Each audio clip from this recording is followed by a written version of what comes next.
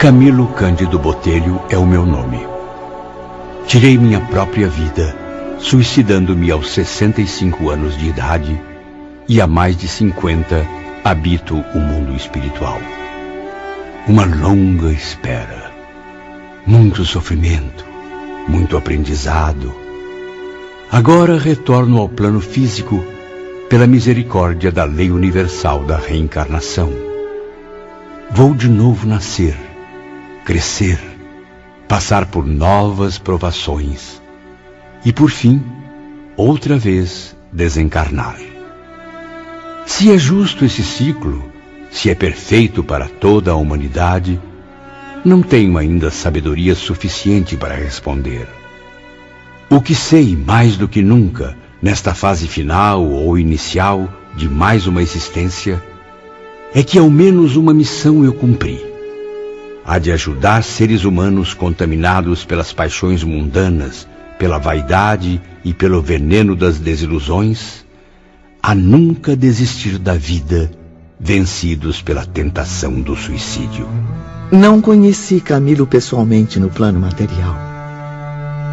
Por volta de 1926, meu trabalho mediúnico dentro da doutrina espírita foi solicitado para uma missão desafiadora: o atendimento a espíritos suicidas. Almas perdidas em algum lugar do mundo invisível, entre a dor de uma vida insuportável e os horrores de uma morte premeditada. Uma vida interrompida antes do tempo. Médium de alta sensibilidade, essa jovem chamada Ivone do Amaral Pereira iria ajudar-me a empregar minha modesta experiência como escritor num trabalho realmente útil à humanidade. Seria uma nova obra, diferente de tudo o que eu havia escrito em minha existência terrestre. Um livro não destinado a agradar a críticos literários, mas a cumprir um dever sagrado. Páginas que falassem diretamente aos que sofrem. Palavras que contassem a verdade nua e crua sobre a sedução do abismo que arrasta o incauto para as profundezas da autodestruição. Maduro, sofrido, experiente na dor, pedi à moça que seu dom mediúnico falasse por mim. E que ela, ao psicografar, não só contasse minha história, mas que pintasse com tintas reais um quadro forte. Quanto mais horrenda a ferida exposta, maior o efeito sobre quem a vê. Ivone sabe de mim tanto quanto eu próprio sei. Eu morava em Lavras, sul de Minas Gerais, e muito jovem já realizava sessões mediúnicas auxiliadas pela luz do irmão espiritual Leon Denis. Certa noite, recebi dentre os numerosos espíritos de suicidas com os quais mantive intercâmbio as primeiras palavras de um homem gentil e muito culto, o qual vinha saber, no decorrer de seus depoimentos, tratar-se de um dos maiores nomes da literatura portuguesa.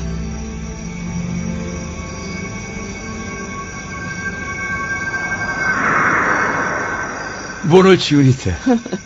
Para mim é uma honra e motivo de muita gratidão contar com o auxílio de tão evoluída jovem. Autorizado pela espiritualidade superior, quero iniciar agora meu necessário depoimento ao mundo. Minha vida terrestre e minha existência no além-túmulo serão aqui esmiuçadas, Ivone. Não escreveremos com certeza uma obra romântica, menos ainda poética. Caprichos de literato egocêntrico onde passar longe de nossas linhas. O que se pretende é levar aqueles cujas almas angustiadas não encontram remédio além do suicídio, uma luz que lhes sirva de guia, uma amostragem sem retoques do que os espera caso levem adiante esse ato brutal contra si mesmos.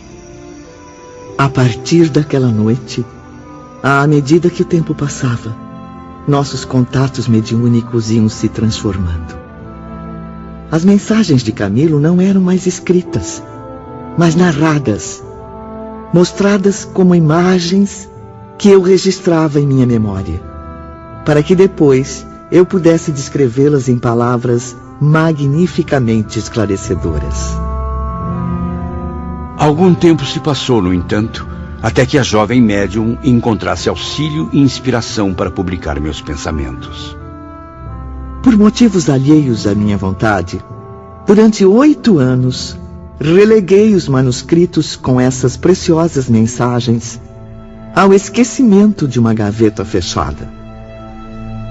E quando as barreiras existentes foram arredadas do meu caminho, Camilo só acudiu aos meus reiterados apelos, a fim de comunicar sua próxima volta à existência planetária. Encontrei-me então em uma situação difícil para redigir o trabalho, pois eu não era escritora, não me sobrando capacidade para, por mim mesma, tentar a experiência. Ivone orou, porém, durante 8 anos, diariamente, sentindo no coração o ardor de uma chama viva de intuição, sugerindo que aguardasse o futuro, não destruindo os antigos manuscritos.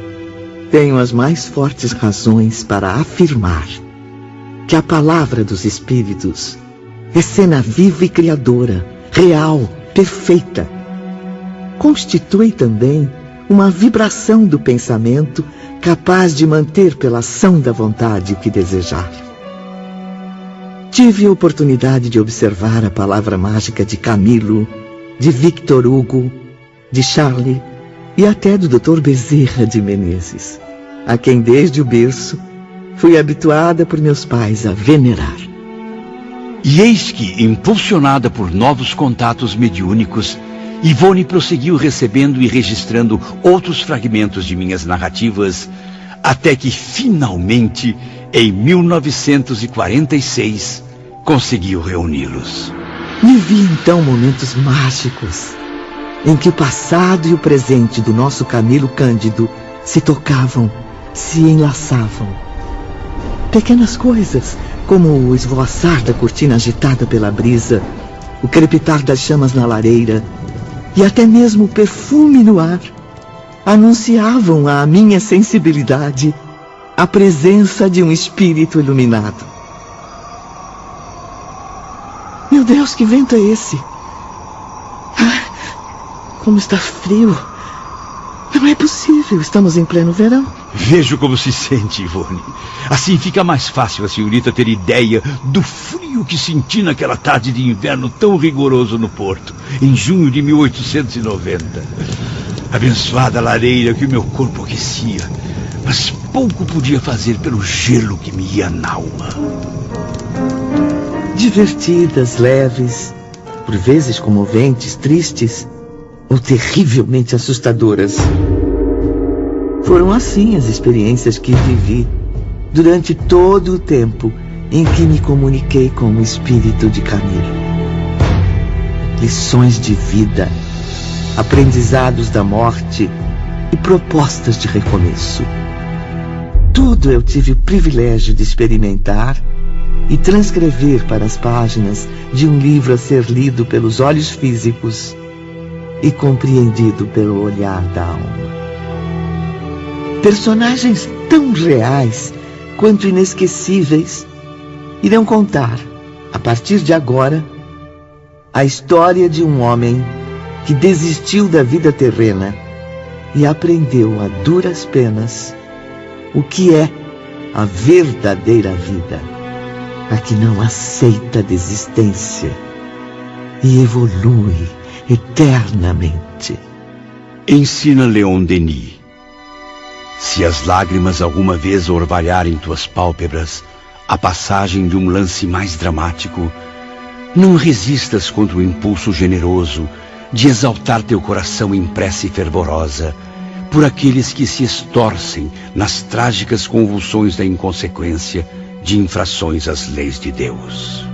Vamos vivenciar a cada dia as lembranças edificantes de um espírito em busca de luz, mas, sobretudo, à procura de si mesmo.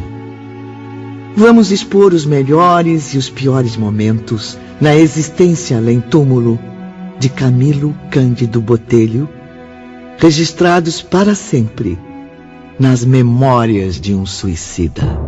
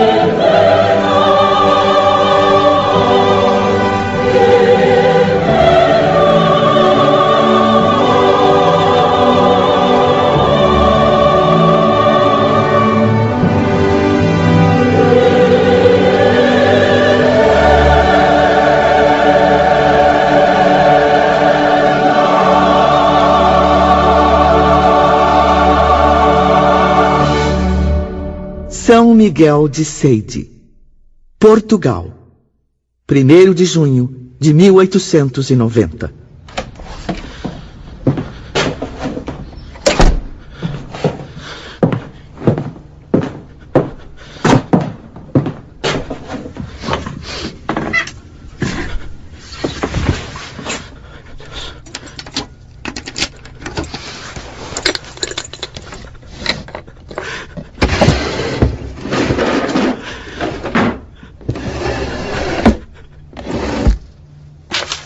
Malditos olhos que não veem!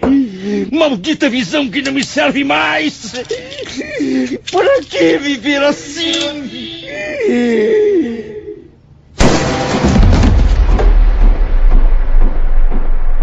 Dizem que no instante da morte, passa-se em poucos segundos o filme inteiro de nossa vida, numa espécie de tela da mente. Foi o que Camilo viu ao apertar o gatilho contra o ouvido direito.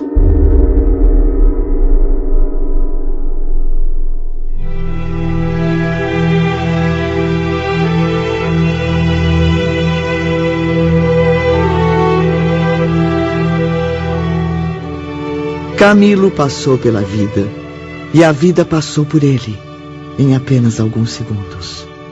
Segundos de alegrias e tristezas, sonhos e desilusões, encontros e desencontros, vida e morte. Cenas de uma história que não teve um final feliz, como na maioria dos filmes, mas um desfecho escolhido arbitrariamente por mais um personagem dentre tantos, que decidiu cortar agressivamente o enredo da própria existência, alterando os rumos de sua missão terrestre e desafiando as leis do Criador.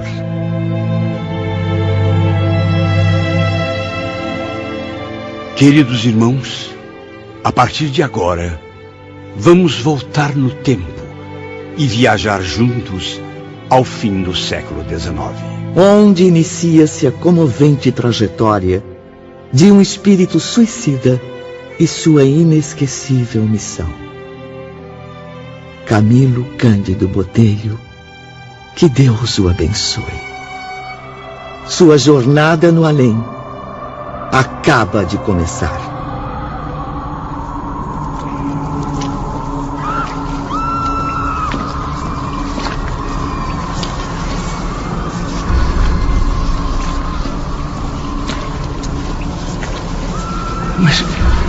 lugar é esse? Nunca me senti tão desorientado. Dias, talvez meses a vagar sem saber onde estava. E agora venho parar nesse pântano fétido e escuro. Perdi a noção do tempo e do espaço. Meu Deus, como dói minha cabeça. O que aconteceu comigo? Não é real. Nunca presenciei vales tão profundos, sombras tão densas, cavernas tão sinistras. Onde está a paz, o conforto, a esperança? Só vejo miséria, desgraça, desespero. O Vale dos Leprosos, sobre o qual li em meus estudos religiosos, e que pensei evocar o último degrau do sofrimento humano, seria confortador estágio de repouso comparado a isto. Ao menos entre os leprosos haveria solidariedade. Convém lembrar ou esclarecer que os sofredores do Vale dos Leprosos adotavam-se em boas amizades, irmanando-se no seio da dor para suavizá-la. Criavam a sua sociedade, divertiam-se, prestavam-se favores, dormiam e sonhavam que eram felizes. Mas na caverna onde padeci o martírio que me surpreendeu no além-túmulo, depois do suicídio, nada disso havia. Aqui era a dor que nada conforta, a desgraça que nenhum favor ameniza, a tragédia que ideia alguma tranquilizadora vem orvalhar de esperança. O que há é o choro convulso e inconsolável dos condenados que nunca se harmonizam, o assombroso ranger de dentes da advertência prudente e sábia do mestre de Nazaré, a blasfêmia assintosa do réprobo a se acusar a cada novo rebate da mente flagelada pelas recordações penosas, a loucura inalterável de consciências contundidas pelo vergastar infame dos remorsos, a raiva envenenada daquele que já não pode chorar porque ficou exausto sob o excesso das lágrimas, a surpresa aterradora daquele que se sente vivo a despeito de se haver arrojado na morte. É o inferno na mais hedionda e dramática exposição. Oh, Deus Todo-Poderoso! Onde está o céu, a luz, o sol, o perfume das flores? Perfume das flores! Não está sentindo? Respire fundo. Sinta o aroma tradicional da região. O da matéria apodrecendo o venenoso.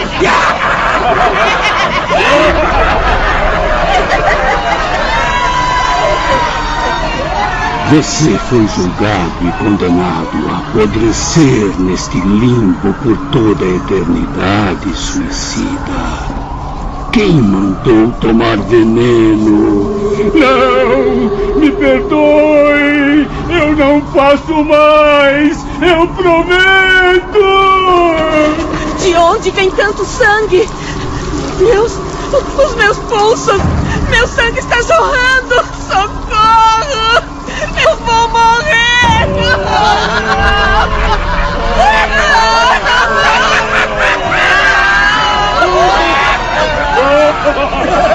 Coitadinha, ela vai morrer! Vai mesmo enlouquecer quando descobrir que morrer para nós é impossível. Daqui ninguém escapa.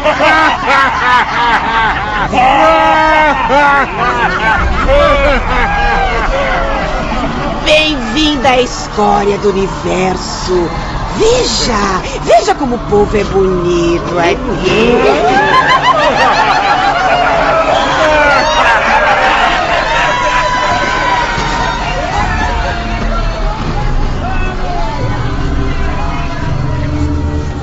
Janeiro de 1891. 6 meses após cometer suicídio, Camilo foi surpreendido com seu aprisionamento nessa região do mundo invisível. Quem ali temporariamente permanecia eram criminosos de todas as espécies. Falanges de suicidas arrastavam-se no turbilhão de desgraças em que se envolveram. Criaturas ainda presas às forças vitais do corpo. Figuras impressionantes, exibindo as medonhas consequências da autoviolência cometida. Eram portugueses, espanhóis, brasileiros, africanos de colônias portuguesas. Espíritos fartos da vida que não quiseram compreender. Aventureiros, jogando-se ao desconhecido. Loucos desfigurados, à procura de esquecimento e alívio nos abismos da morte. O além-túmulo, Ivone, está longe de ser a abstração que se imagina na Terra, ou as regiões paradisíacas fáceis de conquistar com algumas poucas fórmulas inexpressivas. Ele é, antes, simplesmente a vida real, e o que encontramos ao penetrar suas regiões é vida. Vida intensa, Camilo, sabiamente dividida em continentes e falanges, como a Terra, em nações e etnias. É no invisível, mais do que em mundos planetários, que as criaturas humanas colhem inspiração para os progressos que lentamente aplicam no orbe terrestre. Não os convidarei a crer, meu.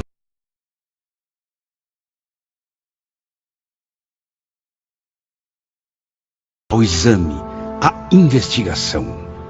O que desejo antes e acima de tudo é que se eximam de conhecer essa realidade através dos canais trevosos a que me expus cometendo o suicídio por desconsiderar a advertência de que a morte nada mais é do que a verdadeira forma de existir. De outro modo, o que se poderia supor existir nas camadas invisíveis que contornam os mundos ou planetas, senão a matriz de tudo quanto neles se reflete? Negar o que se desconhece, por se não encontrar a altura de compreender o que se nega, é loucura incompatível com os dias atuais. O que conhece o homem, aliás, do próprio planeta onde tem renascido desde milênios? Seu país, a sua capital, a sua aldeia? Ou quando possui mais recursos, algumas nações vizinhas, cujos costumes se nivelam aos seus próprios? No próprio ar que respira, no solo onde pisa, o homem encontraria outros núcleos organizados de vida, obedecendo ao impulso inteligente e sábio de leis fundamentadas no pensamento divino, que os aciona para o progresso, na conquista do mais perfeito. Assim sendo, habilite-se, caro ouvinte, você também, desenvolvendo os dons psíquicos que herdou de sua divina origem. Impulsione pensamento, vontade, ação, coração, através da espiritualidade superior, e atingirá as esferas astrais que circundam a Terra. Mas a experiência horrível no Vale das Sombras tem me ensinado alguma coisa. Já percebo um pouco mais a minha nova realidade. Sou sim presidiário dessa infinita e nefasta cova do horror. Mas é estranho. Tenho certeza de que não estou sozinho. Não apenas pelas ofensas, choros angustiantes e risos satânicos que aterrorizam meus ouvidos ainda doloridos, mas também porque, mesmo me sentindo cego, não me passam despercebidos o feio, o sinistro, o imoral, o obsceno. Sinto-me cada vez mais acompanhado de perto por uma imensa corja de delinquentes. Meus olhos conservam visão bastante para contemplar toda essa escória. Maldita e nojenta escória! Bando de ratos fedorentes! Cale a boca! Não se acha menos asqueroso com esse ramo cheio de sangue apodrecido na orelha? No mínimo, explodiu a cabeça depois de ter assassinado a esposa, apanhado em flagrante adultério com um vizinho. Eu vou te matar, seu verme!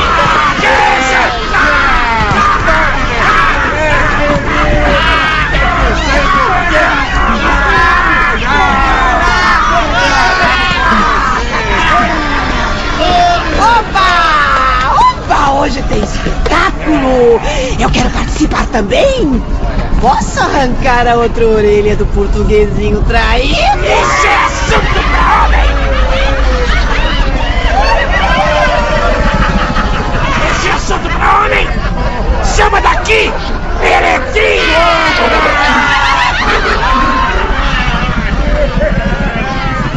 Fui torturado, apedrejado, humilhado, reduzido à condição mais deplorável que um ser humano poderia suportar.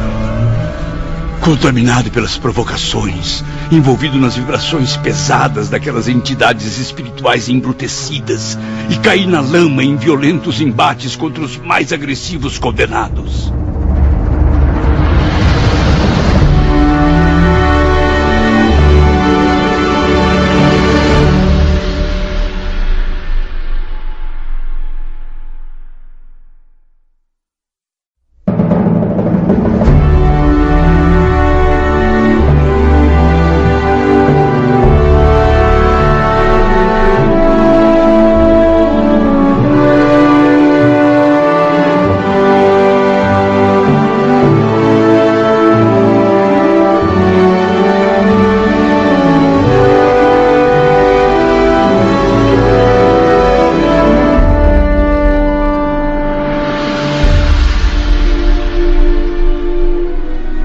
Após a morte, antes que o espírito se oriente, gravitando para o verdadeiro lar espiritual que lhe cabe, será sempre necessário o estágio numa antecâmara, numa região onde configurações locais corresponderão aos estados vibratórios e mentais do recém-desencarnado.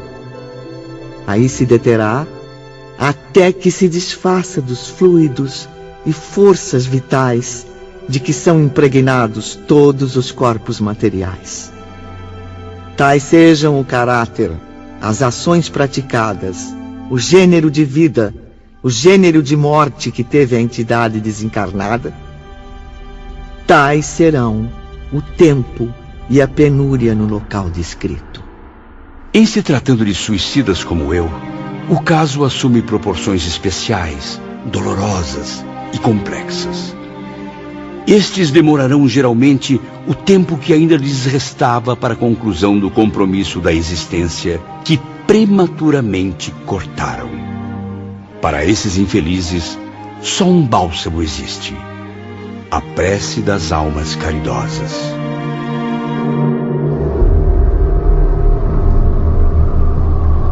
A fome, a sede, o frio congelante, a fadiga, a insônia, exigências físicas martirizantes, a natureza é aguçada em todos os seus desejos e apetites, como se ainda trouxéssemos o corpo material.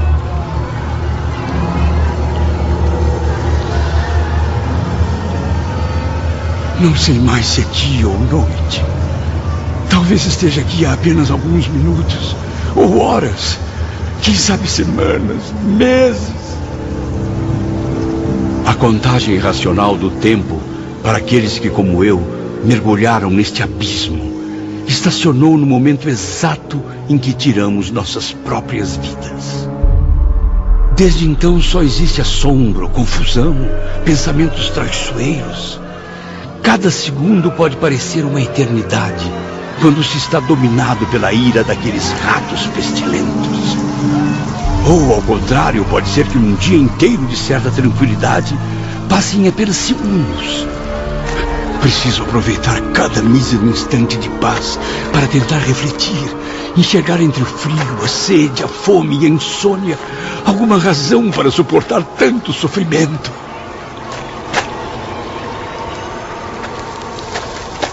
Quem está aí? Esta caverna é minha! Suba daqui! Eu não pretendo aparecer para você. Certamente eu iria assustá-lo. Se bem que, pelo pouco que eu vejo, sua figura também não é das mais atraentes. Deixe-me em paz, puxa asquerosa! Pobre coitado, ainda sonhando com as belezas da vida. Esqueça, infeliz! Por aqui, nosso pensamento está morto, encarcerado nas amarguras que o cercarão para sempre. Por mais que queiramos, só conseguimos emitir vibrações negativas e odiosas. Não preciso de conselho algum! Meu Deus, tenha misericórdia de mim! Deus! Que Deus! Aqui não se pode orar! Afinal, oração é um bem, um bálsamo, uma trégua, uma esperança. Quem neste pântano maldito, infestado de suicidas, é capaz de alcançar tamanha graça? Eu preciso fugir daqui. Vou retornar ao porto, à minha casa. Voltar ao lar. Já tentei, mas será sempre em vão. Pode correr sem descanso, idiota! Quando chegar ao limite, por mais que tente, correntes invisíveis como ímãs, poderosos, vão te atrair de volta a este refúgio sombrio, onde o céu são as sombras e o solo é o dejeto do universo! Corri como louco por entre vielas e becos sem saída, o sangue a jorrar do ferimento aberto no ouvido direito. Mesmo com minha parca visão, conseguia divisar cavernas, sempre cavernas, todas numeradas. Longos terrenos pantanosos, rodeados de muralhas de pedra e lava endurecida. Eu era um sepultado vivo nas profundezas de um pavoroso vulcão. Um labirinto, onde todos se perdiam, sem jamais encontrar a saída. Inúmeras vezes, o pobre suicida nem sabia mais retornar à caverna que lhe servia de casa. Caverna número 392. Ainda não havia passado por essa. Parece estar vazia. O buraco tem dono. Desinfete antes que te fure os olhos, invasor. A 393 também está ocupada. Reserva só na próxima encarnação. Eu quero sair daqui! Pelo amor de Deus! Eu preciso sair daqui! Socorro! Socorro! Alguém me ajude! Estão me consumindo! As mais violentas manifestações de terror aconteciam cada vez mais diante de Camilo e dos habitantes daqueles covis indescritíveis. Tudo o que os irmãos possam imaginar. Toda e qualquer cena horripilante mostrada em nossos piores pesadelos ficará muito aquém da realidade vivida nesses lugares. Como se espelhos obsessores perseguissem suas mentes, reproduzindo visões terríveis. Bicho! Insetos estão me atacando! Devorando minhas vísceras! Socorro! Presenciei os outros e a mim mesmo, tendo nossos corpos lentamente consumidos por milhares, talvez milhões de vermes famintos, vorazes. Estou morrendo, mas continuo vivo para ver minha desgraça. Não, eu não posso morrer. Não posso morrer assim. Saiam!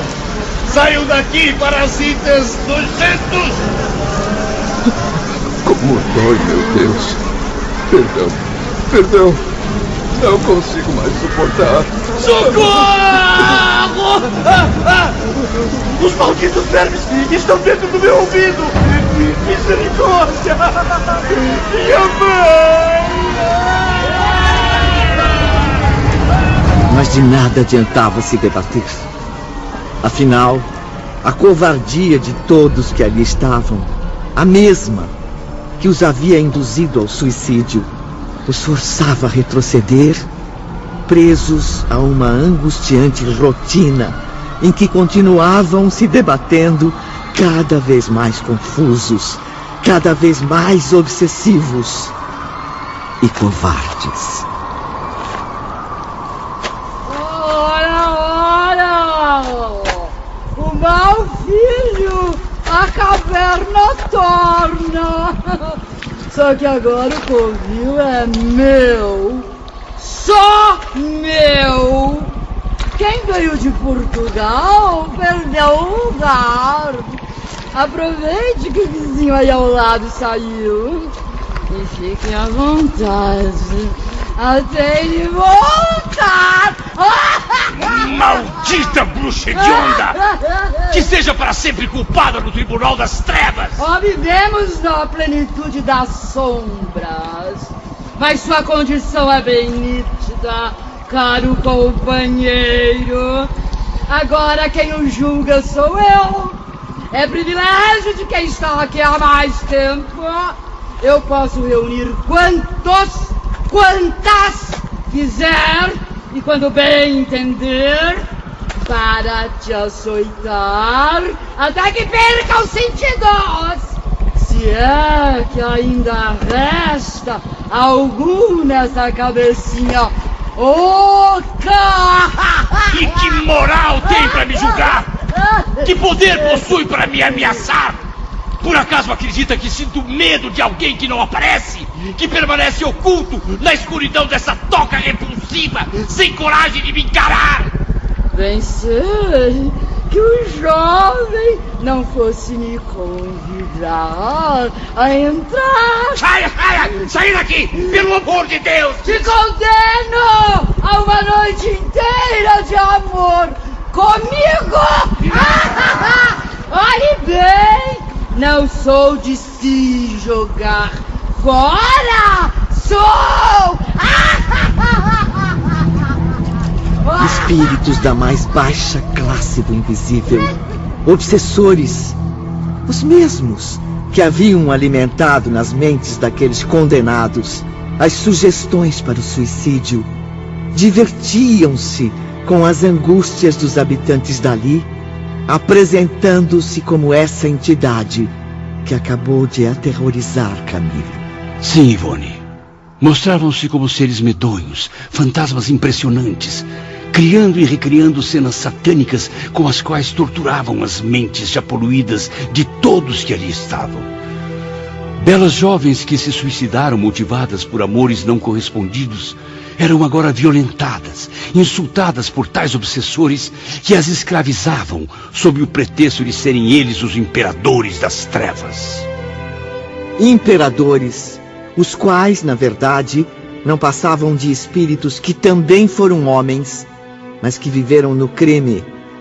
Pervertidos, estupradores, traidores, ladrões, assassinos perversos, enfim, malfeitores que contaminaram e ainda contaminam o planeta Terra com suas injustiças. E que muitas vezes têm funerais pomposos e cerimônias solenes, mas que na existência espiritual se resumem à corja mais repugnante.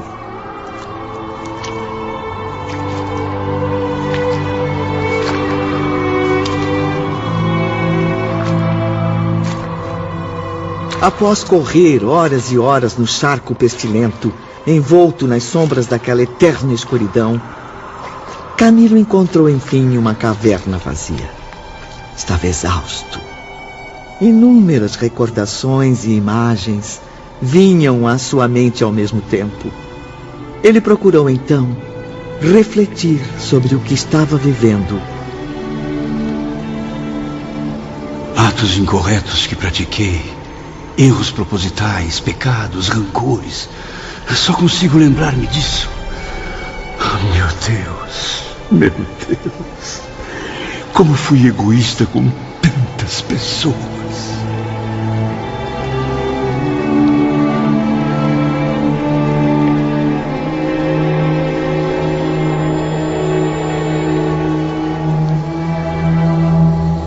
Infiel!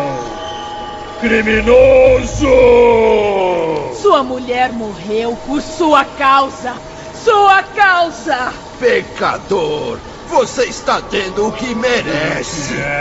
Mentiroso! Pecador! Traidor! Sua causa! Pecador! Saiam daqui! Sua Saiam mulher daqui! morreu.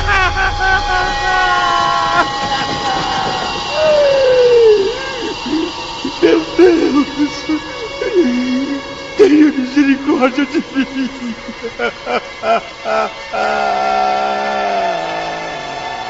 De tempos em tempos, em meio a tanto horror e angústia, o Vale das Sombras era visitado por uma caravana especial. Embora parecesse aos olhos dos condenados um grupo de homens, eram na verdade espíritos materializados o suficiente para se tornarem percebidos à precária visão dos suicidas. Eram, acima de tudo, inspetores de uma associação caridosa, verdadeira instituição humanitária. Lanceiros, preparem-se para qualquer rebelião. Fiquem atentos enquanto procuramos os que possuem fluidos vitais completamente desintegrados da matéria. Apenas estes devem ser resgatados. Trajados de branco, dezenas de homens e também algumas senhoras caminhavam organizadamente em filas, um a um, revelando todos à altura do peito uma pequena cruz azul celeste, como se fosse um emblema, um distintivo. Em torno deles, soldados garantiam a ordem e a proteção dos benfeitores. Convém formar um cordão de isolamento. Pode haver hostilidade a qualquer instante. Será que vieram me resgatar? Ou é mais algum teatro daquelas malditas criaturas? Eu preciso me aproximar. Não consigo ler o que está escrito na bandeira erguida pelo líder do grupo. Fique onde está. Quem são vocês? O que dizem as palavras escritas na flâmula branca e azul? Legião dos Servos de Maria. Os guardiães, carregando escudos e lanças, tinham a pele bronzeada, lembrando guerreiros egípcios da antiguidade. E chefiando a expedição, destacava-se um respeitável senhor, trajando avental branco e insígnias de médico, tendo a cabeça coberta por um turbante hindu. Irmãos e irmãs, entrem agora pelo interior das cavernas e examinem os ocupantes. Não deixem de vasculhar as valas. Venha comigo, meu filho. Vamos, levante-se, você consegue. Como está, senhora? Força? É capaz de caminhar? Auxiliares, coloquem essa pobre mulher na maca. Por ali. Entrem naquele beco. Vamos. Temos muito o que fazer. Há pelo menos 8 cavernas desabitadas, cujos nomes estão na lista. Não me abandone. Me tirem daqui! Eu não quero ficar aqui! Eu não quero ficar aqui! Os 8 desaparecidos já foram encontrados. São agora conduzidos por um atalho. Afastem-se! Ordem! Espere pela chamada! Vamos interromper as buscas. Chamarei os últimos pelos nomes. Ainda restam alguns com as iniciais A, B e C.